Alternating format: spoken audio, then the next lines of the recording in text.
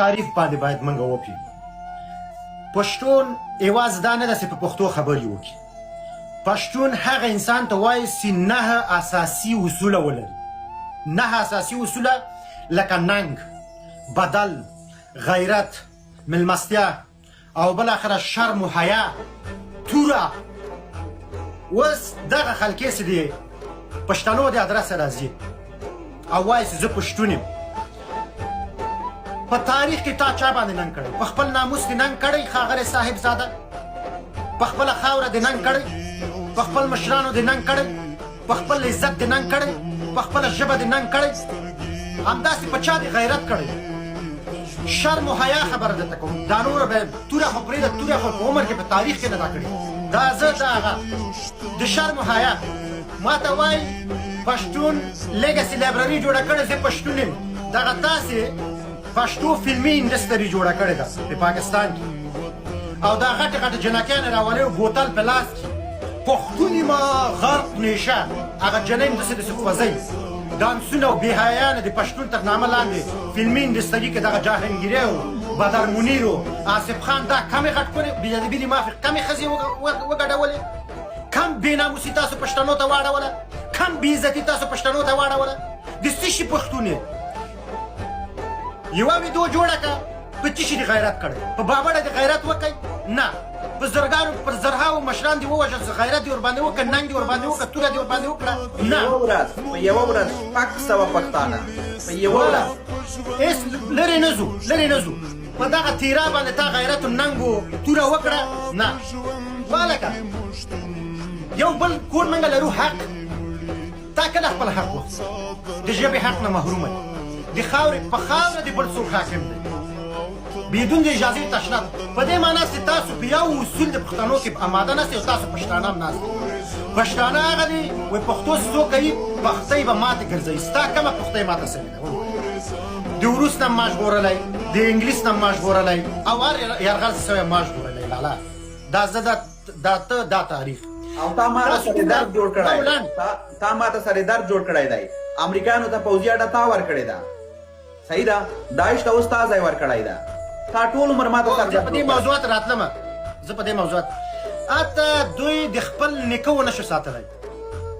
نیکه یې راوړو د باچا کموال په سیمه کې ښخ کړ. په وصیت کې وویل ما په دې کثیفه خاوره مه ښخوئ، ما ویسئ ننګرهار ته، وصیت یې درته راوباسئ. ته د خپل نیکه نسې ساتئ، خپله خاوره نسې ساتئ، خپل ناموس نسې ساتئ، خپل عزت نسې ساتئ، خپله ژبه نسې ساتئ، خپل هیڅ هم نشي، آبرو دې نشي ساتئ. یو دانه وزیر دې په اقتصاد کې پښتون وښیه او یا میلیون هستئ. په لوبو کې دې وښیه، په سیاست کې دې یو وزیر وښیه، یو سیاسي مشر دې وښیه. زه حیثیت دې ستاسې ده. بیا وایي بوټ پالش. په 2019 کې یو دانه قنصل مړ سوی و په اسلام آباد. موږ یو ټیم لاړو د بهرنۍ وزارت څخه هلته یاتان سو. لاړ چې څوک چې په اسلام آباد کې دي تاسو ته په خپل دین باندې قسم اچوم، په خپله مور باندې تاسو ته قسم اچوم. چېرته چې بوټ پالس ته پښتون بیچاره ده په اسلام آباد کې، چېرته چې دیاړیکار ده دا پښتون ده، چېرته چې کلنډر ده دا پښتون ده، او چېرته چې دغه ډیلیوري او دا چوکیداري کې دا پښتانه ده. واوره دا زما زړه درد کوي، ځکه چې هر څه دي هغه زما ورونه دي، هر څه دي وینه یې راسره شریکه، جامه یې راسره شریک، تاریخ یې راسره شریک. خو زړه مې درد کوي. زما دا خبره صرف دغه یو تعداد چې غولېدلي دي. راځو بلې مسئلې ته. ما ته بعضې خلکو ویډیوګانې راولې چې بعضو انسانانو چې د پاکستان د جنډې د ادرس یې ما څخه پوښتنې کړي او یو شی په ما ډېر بد ولګېد چې پاچا کاموال ته ویلي وایي ستا پښتو زما پښتو فرق کوي. بلکل د ستا پښتو د پاچا صاحب کاموال پښتو فرق کوي. ځکه تا ته ما هغه تشریح کړ، تا په هېڅ څه باندې نه ننګ کړی، نه د غیرت کړی، نه د توره کړی، نه وروره شرم لرې. که تا شرم درلودی تا به د پښتو فلمي انډسټري د جهانګیر او د بدر منیر او د آصف خان او د شهناز چې داسې ډانس کوي تا به هغه بنده کړی وای، تیرا منډۍ به دې بند کړی وای. بیا ته د باچا کاموال نوک ته هم نسې رسېدی. اوس وپوهېدې. او یو شی مې بل هېر نسي، د لیاقت نه، د تعلیم نه، د هر څه نه تعهد، ژمنتیا مهمه ده.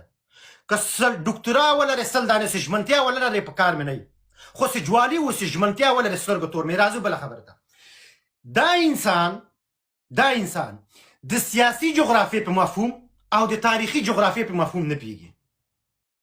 وایي په پلان کې 1501 پاڼه کې راغلی چې افغانستان په 8مه صدۍ کې سیاسي جغرافیه سوه. زه به تاسو ته دا تشریح کوم. وګورئ. ګورئ دا زمونږ ګوره ښه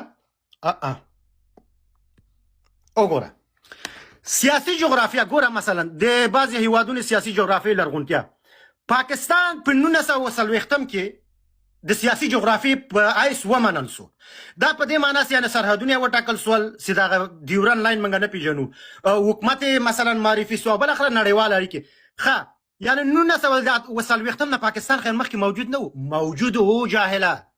هغه تاریخي جغرافیه ده. دا سیاسي جغرافیه ده. ایران په 1915 کې دا په سمانه یعنی ایران 1915 کال مخکې موجود نه و. موجود و خو هغه تاریخي جغرافیه موجوده و. تاریخي جغرافیه یعنی غرونه یعنی دښتې یعنی سیندونه او د لرغونو پخوانیو انسانانو هغه کوم آثار چې پاتې دي. عین شکل